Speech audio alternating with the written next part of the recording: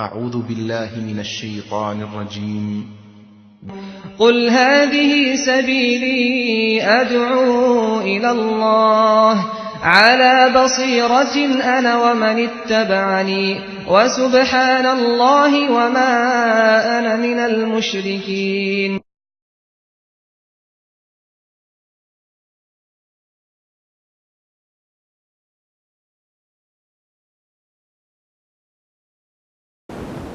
إن الحمد لله نحمده ونستعينه ونستغفره ونعوذ بالله من شرور أنفسنا ومن سيئات أعمالنا من يهد الله فلا مضل له ومن يضلل فلا هادي له وأشهد أن لا إله إلا الله وحده لا شريك له وأشهد أن محمدًا عبده ورسوله. يا أيها الذين آمنوا اتقوا الله حق تقاته ولا تموتن إلا وأنتم مسلمون. يا أيها الناس اتقوا ربكم الذي خلقكم من نفس واحدة وخلق منها زوجها وبث منهما رجالا كثيرا ونساء واتقوا الله الذي تساءلون به والأرحام إن الله كان عليكم رقيبا. يا أيها الذين آمنوا اتقوا الله وقولوا قولا سديدا يصلح لكم أعمالكم ويغفر لكم ذنوبكم ومن يطع الله ورسوله فقد فاز فوزا عظيما. أما بعد فإن خير الحديث كتاب الله وخير الهدي هدي محمد صلى الله عليه وسلم وشر الأمور محدثاتها وكل محدثة بدعة وكل بدعة ضلالة وكل ضلالة في النار. أعوذ بالله من الشيطان الرجيم. بسم الله الرحمن الرحيم. من عمل صالحا من ذكر أو أنثى وهو مؤمن فلنحيينه حياة طيبة ولنجزينهم أجرهم بأحسن ما كانوا يعملون. تمام قسم کی تعریف و توصیف صرف اور صرف اللہ تبارک و تعالی ہی کے لیے لائق و زیبا ہے. اس کے بعد درود و سلامتی نازل ہو ہمارے پیارے رسول محمد صلی اللہ علیہ وسلم پر، جن کو رب العالمین نے ساری دنیا والوں کے لیے رحمت بنا کر بھیجا اور بھٹکی ہوئی انسانیت کو، جو انسانیت ضلالت و گمراہی کے میں ڈوبے ہوئے تھی، اس کو صحیح راستے پر لائے. اس کے بعد محترم حاضرین جمعہ، جیسا کہ آپ کو معلوم ہے کہ اللہ تبارک و تعالی نے سارے انسانوں کو مٹی سے پیدا کیا ہے اور پھر آپ انسانوں کی ابتدا اور انسانوں کے باپ آپ کو معلوم ہے کہ وہ آدم علیہ السلام ہے. اگر اس لحاظ سے دیکھا جائے تو ساری انسانیت، سارے انسان ایک ہی جہت سے ہیں، ایک ہی ہیں، لیکن اگر ہم کئی اعتبارات سے دیکھتے ہیں تو حقیقت میں یہ انسان مختلف نظر آتے ہیں. اگر ہم شکل و صورت کا اعتبار کریں تو آپ دیکھتے ہیں کہ اللہ تبارک و تعالی نے انسانوں کو مختلف شکل و صورت میں بنایا ہے. کوئی سفید ہے تو کوئی کالا، اور کوئی لمبا ہے تو کوئی پست قد، مطلب چھوٹا. یہ اللہ تبارک و تعالی کا اصول ہے. اس میں ہم دیکھتے ہیں کہ انسان مختلف نظر آتے ہیں. اور اگر انسان کو معاشی حالات کے اعتبار سے دیکھا جائے تو اس میں بھی انسان مختلف نظر آتے ہیں. کوئی مالدار سے مالدار، کوئی غریب سے غریب، کوئی بخیل اور پھر کوئی سخی. یہ اللہ تبارک و تعالیٰ کا نظام ہے، یہ سسٹم ہے. اور اگر ہم ایمان و عقیدے کے اعتبار سے دیکھتے ہیں تو کوئی انسان مومن ہے، مسلمان ہے، تو کوئی کافر ہے، مشرک ہے. کوئی انسان نیک و پارسا ہے تو کوئی انسان فسق و فجور کا شکار ہے. یہ اللہ تبارک و تعالیٰ کا نظام ہے. اس کے باوجود، یہ ان سارے اختلافات کے باوجود، اگر ہم ایک چیز میں انسان کو دیکھتے ہیں تو سارے انسانوں کا مقصد ایک ہوتا ہے کہ اس دنیا میں ہماری زندگی کیسے خوشنما زندگی بنے، ہماری زندگی، ہماری حیات یہ کیسے خوشحال بنے، ہم سعادت مندی کی زندگی کیسے گزار سکیں. اس میں سب متفق نظر آتے ہیں. سب کوئی چاہتے ہیں، ایک غریب سے غریب انسان بھی چاہتا ہے کہ ہماری زندگی مشکلات کے سامنا نہ کرے. ہم چاہتے ہیں کہ خوشنما، خوشحال، خوشگوار ہمارا ماحول ہو، ہماری زندگی ہو. یہ انسان کی فطرت ہے، سب کو یہ چاہتے ہیں. اگر آپ دیکھیں، ایک مالدار، ایک تاجر اپنی تجارت کرتا ہے، اپنے بزنس میں وہ مشغول رہتا ہے، مصروف رہتا ہے، اور اسی میں وہ تگ و دو کرتا ہے، اپنی جانفشانی کرتا ہے، ساری محنت اسی میں وہ کھپا دیتا ہے. اور ایک غریب، ایک مزدور بیچارہ، وہ بھی اپنی خوشگوار زندگی حاصل کرنے کے لیے دوسرے کے گھر جاتا ہے، دوسرے کے مکان جا کر وہ اپنی مزدوری حاصل کرتا ہے اور سوچتا ہے کہ میں اپنی زندگی کو کیسے خوشنما بناؤں، خوشحال بناؤں، میں اپنے گھر والوں کو کیسے خوش رکھوں. یہ سارے کے سارے اس چیز میں متفق نظر آتے ہیں. اب یہاں پر یہ سوال پیدا یہ ہوتا ہے کہ کیا ہر انسان کو سعادت مندی حاصل ہو جاتی ہے؟ کیا سب کو خوش نصیبی یا پھر خوشگوار زندگی مل جاتی ہے؟ یا اس سوال کو اگر ہم دوسرے انداز میں دیکھتے ہیں کہ انسان کوئی بھی چاہے کتنے سے کتنا بڑا امیر ہو اور کتنے سے کتنا بڑا نیک کار ہو، لیکن وہ کچھ نہ کچھ پریشانیوں میں ضرور مبتلا ہوتے ہیں. دیکھا جائے ہمارے معاشرے میں کوئی اپنے گھر والوں سے شکایت، کوئی اپنے بزنس سے شکایت، کوئی کسی چیز میں شکایت کرتا ہے. کوئی انسان جو بیمار ہے، وہ بیماری اس کو چین و سکون کی نیند صحیح نہیں سونے دیتی ہے، وہ پریشان ہے. اگر آپ ان سے پوچھیں آپ کو خوشحالی چاہیے، آپ کو خوشگوار زندگی چاہیے، تو اس کا جواب یہی ہوگا کہ ہاں بالکل چاہیے، کیوں نہیں چاہیے. تو آئیے ہم دیکھتے ہیں کہ کیا ان سارے انسانوں کو خوشگوار زندگی کا موقع ملتا ہے، خوشگوار زندگی مل جاتی ہے، نصیب ہوتی ہے یا نہیں. یہ سعادت مندی سب کو حاصل ہوتی ہے. ہم قرآن و حدیث کی روشنی میں اس کا جائزہ لیتے ہیں.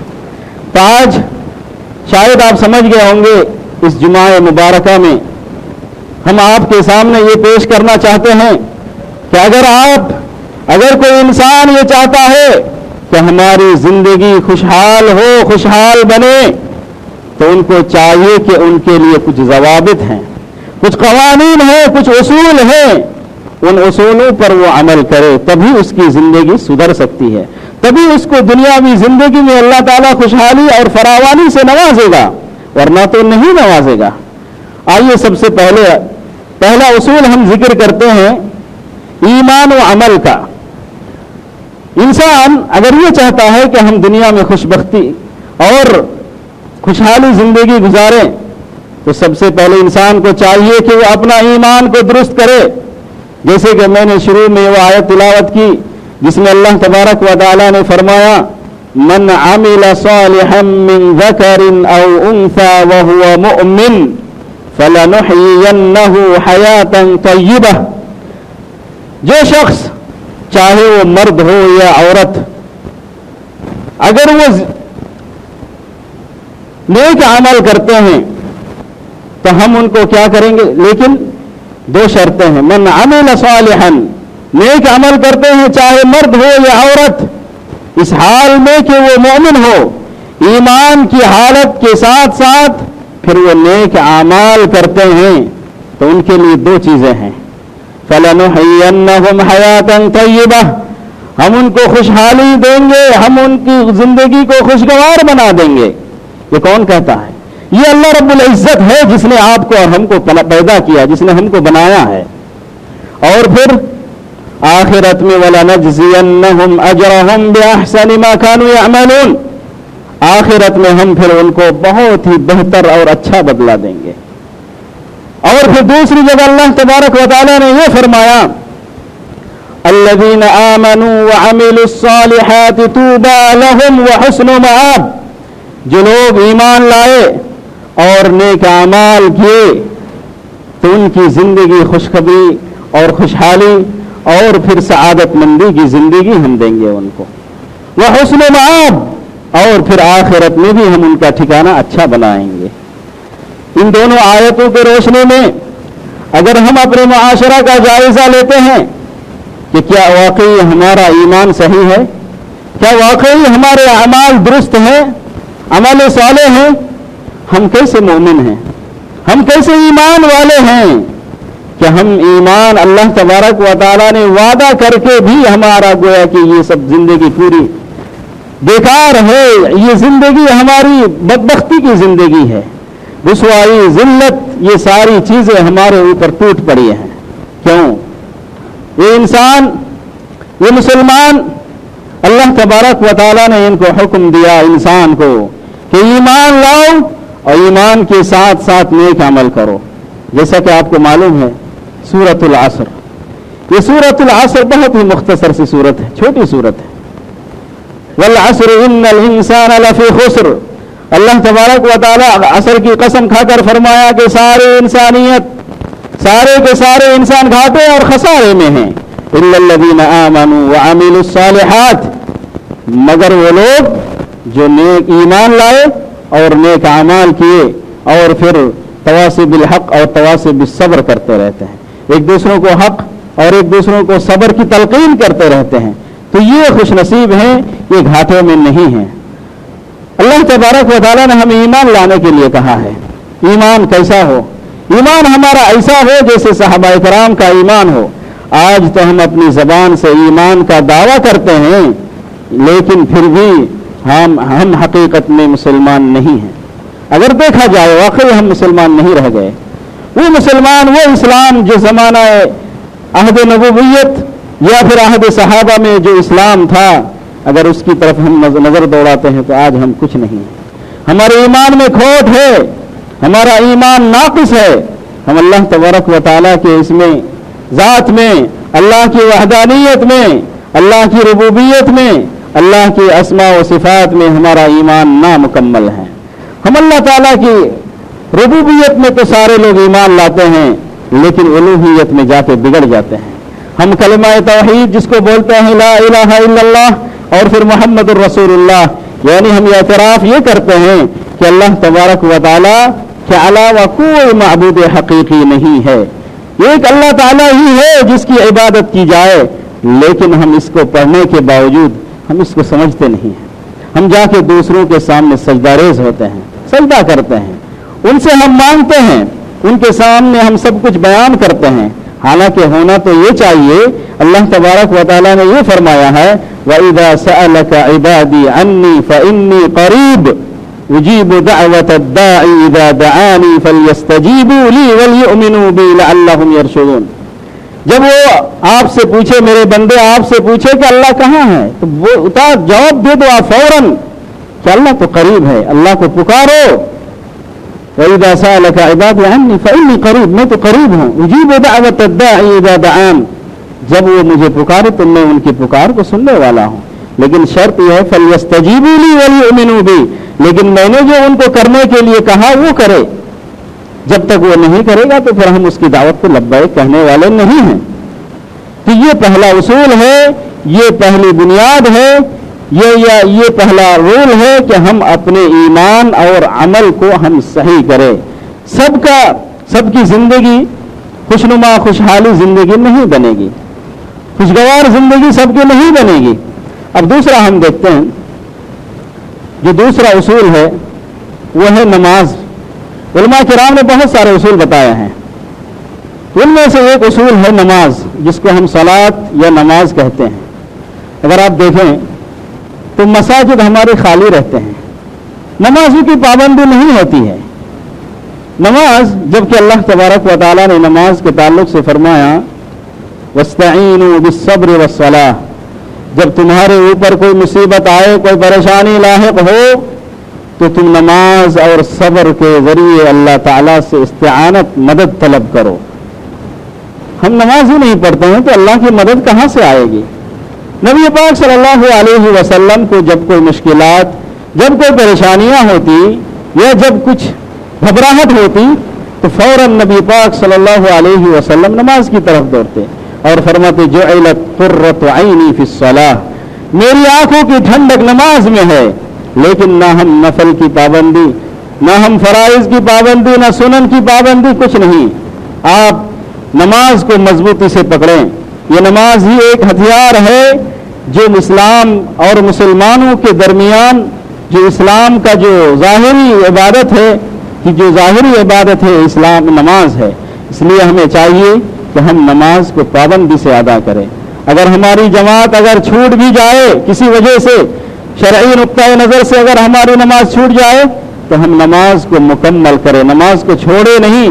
اور آپ جانتے ہیں کہ نبی پاک صلی اللہ علیہ وسلم نے فرمایا کہ نماز بندہ مومن اور کافر کے درمیان فرق کرنے والے، دونوں کے درمیان صرف یہ فرق ہے کہ کافر نماز نہیں پڑھتا ہے اور پھر جو مسلمان ہے وہ نماز پڑھتا ہے۔ لیکن آج اگر ہم اپنے معاشرے میں دیکھیں کتنے ہمارے بھائی ہیں، نوجوان ہیں جو نماز نہیں پڑھتے ہیں۔ اگر ان کو نماز کے لیے کہا جائے کہتے ہیں کہ انشاءاللہ ہم آئیں گے۔ نماز بہت ہی اہم ہے۔ نبی پاک صلی اللہ علیہ وسلم نے فرمایا، ایک حدیث ہے جس کو شیخ البانی رحمۃ اللہ علیہ نے صحیح قرار دیا ہے، صحیح الجامع الصغیر میں، تہجد کے بارے میں فرمایا نبی پاک صلی اللہ علیہ وسلم نے علیکم بقیام اللیل، اے صحابہ کرام، اے لوگوں، تم لوگوں پر قیام اللیل یعنی رات کے وقت نماز پڑھا کرو، تہجد پڑھا کرو، اس لیے کہ فإنہ دأب الصالحین، یہ نیکوکاروں کی عادت ہے۔ جو نیککار ہوتے ہیں، جو صالحین ہوتے ہیں، جو اولیاء اللہ ہوتے ہیں، جو اللہ کے برگزیدہ بندے ہوتے ہیں، ان کی یہ عادت ہے کہ وہ نماز قائم کرتے ہیں۔ اس لیے خصوصاً تہجد کی نماز کے بارے میں یہاں پر نبی پاک صلی اللہ علیہ وسلم نے فرمایا وَهُوَ قُرْبَةٌ إِلَىٰ رَبِّكُمْ، اور پھر یہ نماز تمہارے رب کی طرف تم کو قریب کر دیتی ہے۔ اگر تم نماز پڑھو گے تو یہ نماز تمہیں تمہارے رب کے قریب کر دے گی۔ وَمُكَفِّرٌ لِلسَّيِّئَاتِ، اور تمہارے جو گناہ ہیں، یہ گناہ سب اللہ تعالیٰ اس نماز کی بدولت مٹا دیں گے، ختم کر دیں گے۔ وَمَطْرَدَةٌ لِلدَّاءِ عَنِ الْجَسَدِ، یہاں پر آپ کو یہ ہم بتانا چاہتے ہیں کہ نبی پاک صلی اللہ علیہ وسلم نے فرمایا کہ یہ نماز، یہ قیام اللیل کیا ہے؟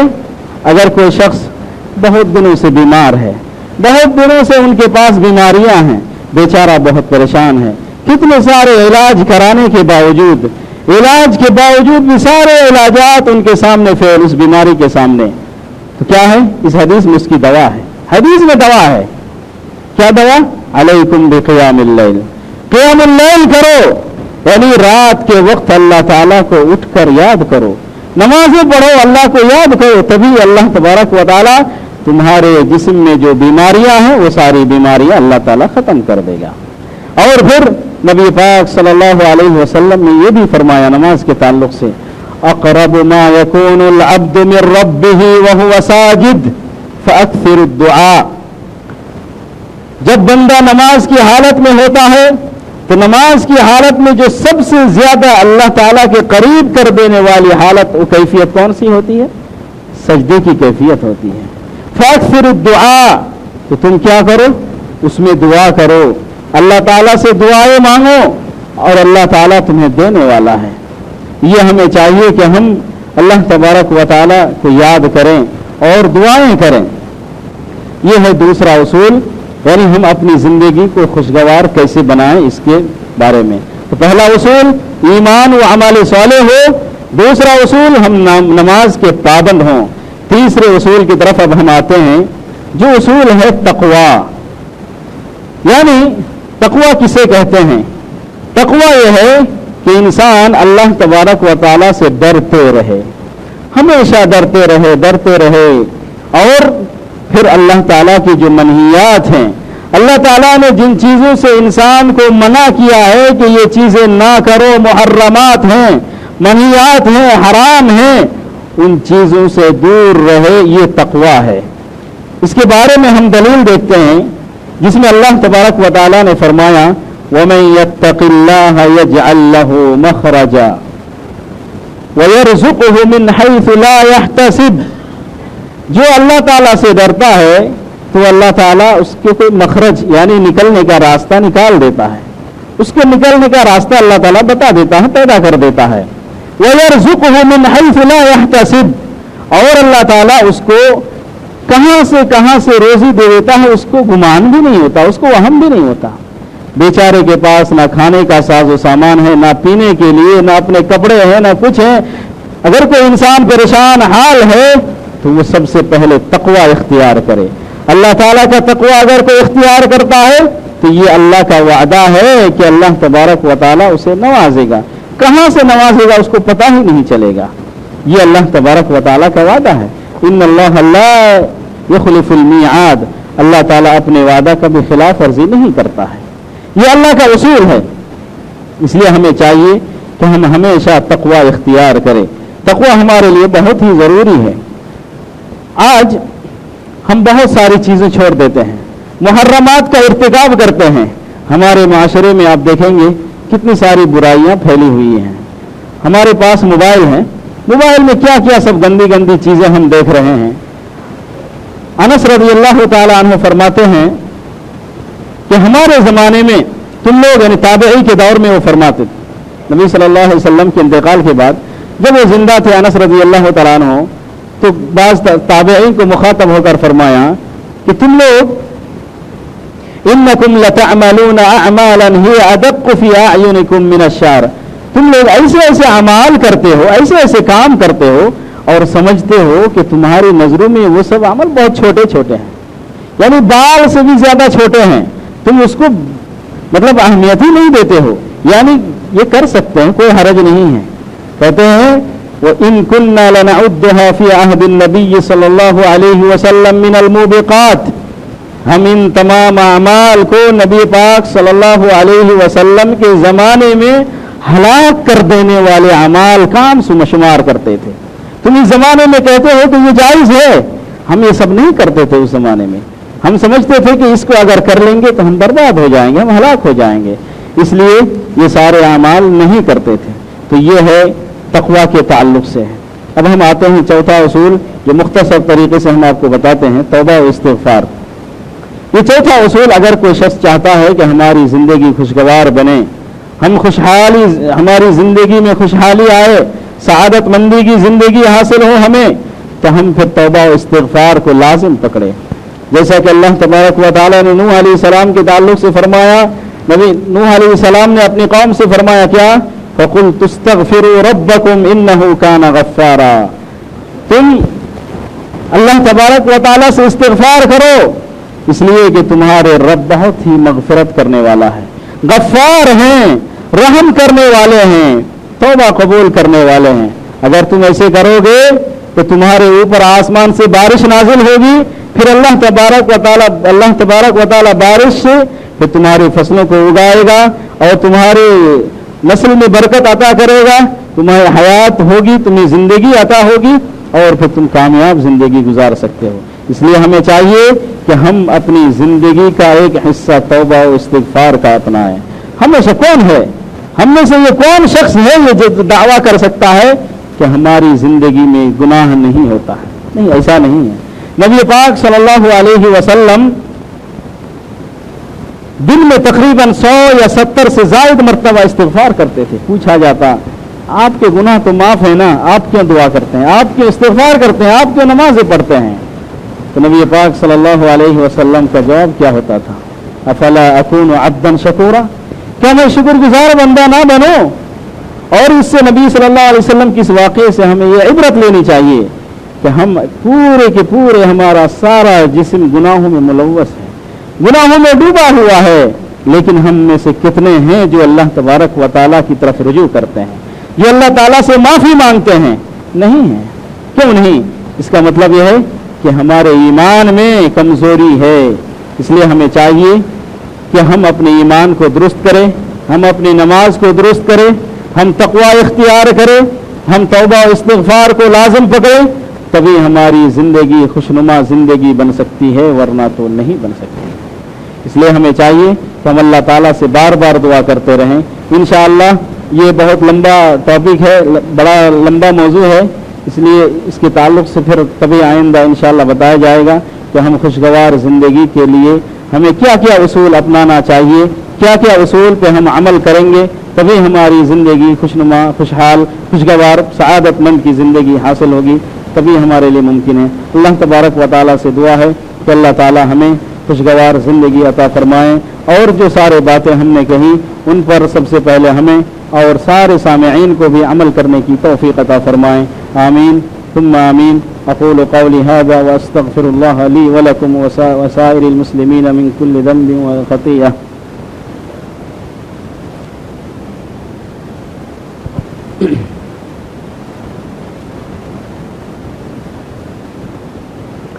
إن الحمد لله كفى وسلام على عباده الذين اصطفى، أما بعد،